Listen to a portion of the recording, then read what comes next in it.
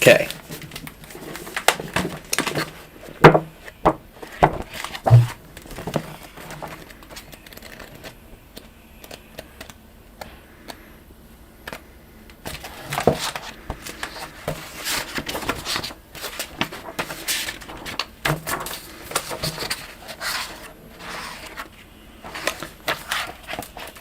The Pilgrim's Progress by John Bunyan, Part 1, Chapter 2. Now I saw, in my dream, that when Obstinate was going back, Christian and Pliable went talking over the plain, and thus they began their discourse. "Come, neighbour Pliable, how do you do? I am glad you are persuaded to go along with me, and even Obstinate himself."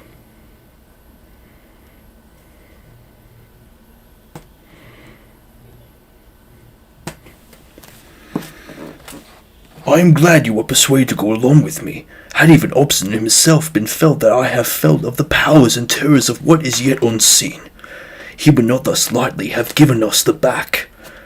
Come, neighbour Christian, since there are none but us two here, let me now farther what the things are, and how to be enjoyed, whither we are going. I can better conceive of them with my mind than speak of them with my tongue. But since you are desirous to know, I'll read of them in my book. And do you think that the words of your book are certainly true? Yes, verily, for it was made by him that cannot lie." "Well said. What things are they?" "There is an endless kingdom to be inhabited, and everlasting life to be given us, that we may inhabit that kingdom forever." "Well said. And what else?" "There are crowns of glory to be given us, and garments that shall make us shine like the sun in the firmament of heaven." "This is very pleasant. And what else?" "There shall be no more crying, nor sorrow, for he that is the owner of the place will wipe all tears from our eyes." "And what company shall we have there?" "There we shall sing with seraphims and cherubims, creatures that will dazzle your eyes to look at them. There also we shall meet with thousands and 10,000s that have gone before us to that place. None of them are hurtful, but loving and holy, every one walking in the sight of God and standing in his presence with acceptance forever. In a word, there we shall see the elders with their golden crowns. There we shall see the holy virgins with their golden harps. There we shall see men that by the world were cut in pieces, burnt in flames, eaten of beasts, drowned in the seas for the love of that will bear the Lord of their place. All well and clothed with immortality, as with a garment." The hearing of this is enough to ravish one's heart, but there are these things to be enjoyed. But shall we be sharers thereof? "The Lord the Governor of the country hath recorded that in this book, the substance of which is, if we be truly willing to have it, he will bestow it upon us freely." "Well, my good companion, glad am I to hear these things. Come on, let us mend our way." "I cannot go so fast as I would, by reason of this burden this is on my back." Now I saw in my dream that just as they had ended this talk, they grew nigh to a very merry sloth that was in the midst of the plain, and they began heedless, did both fall suddenly into the bog. The name of the sloth was Despond. Here therefore they wallowed for a time, being grievously debauched with dirt, and Christian, because of the burden that was on his back, began to sink in the mire. Then said Pliable, "Oh, neighbour Christian, where are you now?" "Truly," said Christian, "I know not." At this, Pliable began to be offended, and angrily said to his fellow, Is this the happiness you told me all this whole of? If we have such ill speed at our first settling out, what may we expect between this and our journey's end? May I get out again with my life, and shall possess the brave country alone for me. And with that, he gave a desperate struggle or two, and got out of the mere on that side of the slough, which was next to his own house. So away he went, and Christian saw him no more. Wherefore, Christian was left to tumble in the slough of despond alone, but still he endeavoured to struggle to that side of the slough that was farthest from his own house, but next to the wicket gate, and which he did, but could not get out because of the burden that was upon his back. But I beheld in my dream that a man came to him whose name was Help, and asked him what he did there.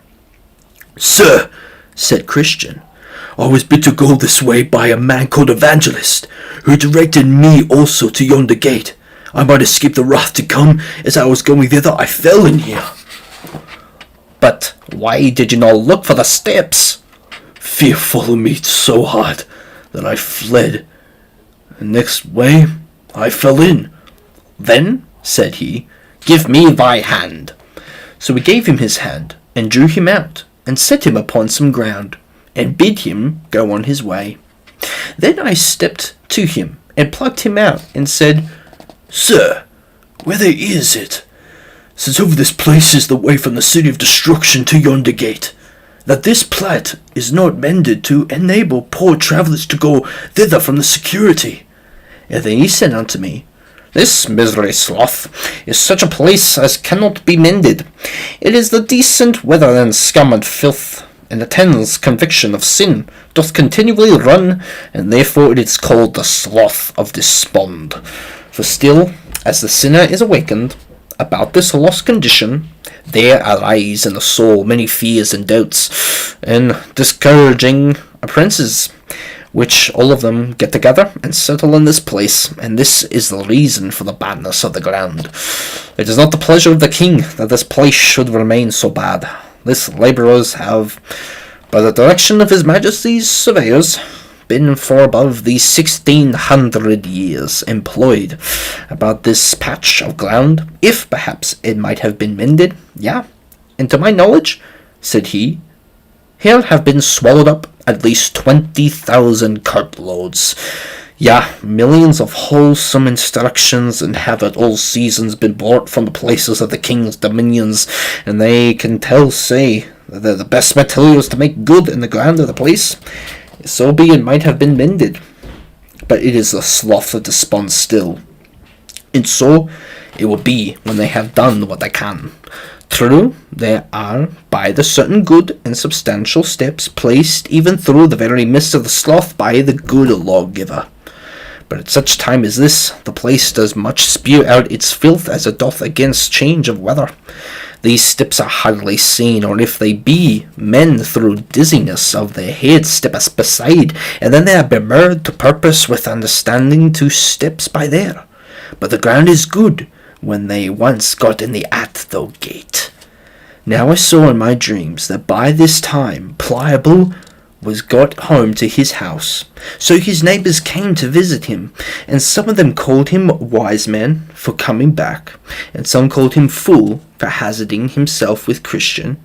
Others again did mock at his cowardlessness, saying, Surely since you began to venture, I would not have been so biased as to have given out for a few difficulties. So Pliable sat sneaking among them, but at last he got more confidence, and then they all turned their tails and began to deride poor Christian behind his back, and thus much concerning Pliable.